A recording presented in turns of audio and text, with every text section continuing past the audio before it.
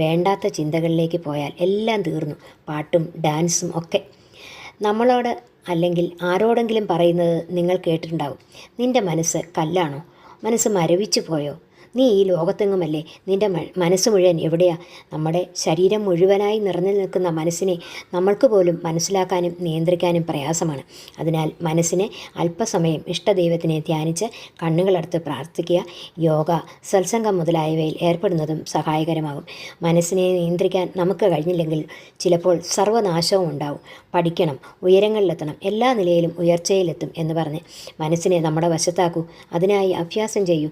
കുതിരയെ നിയന്ത്രിക്കുന്ന കടിഞ്ഞാൺ കുതിരക്കാരൻ്റെ കയ്യിൽ നിന്നും പോയാൽ കുതിര അതിന് തോന്നുന്ന വഴി പോവും. ആനയെ നിയന്ത്രിക്കാൻ പറ്റുന്ന ആനക്കാരന് അയാളെ നിയന്ത്രിക്കാൻ പറ്റാതെ വരുന്നില്ലേ? ദിവസവും അല്പനേരം ശാന്തമായ അന്തരീക്ഷത്തിലിരുന്ന് ഇഷ്ടദൈവത്തിനെ പ്രാർത്ഥിച്ച് മനസ്സിനെ നല്ല വഴിയിലേക്ക് നയിക്കണമെന്ന്. മനസ്സിൻ്റെ നിയന്ത്രണം കൈവിട്ട് അപകടത്തിൽ പോകരുതേ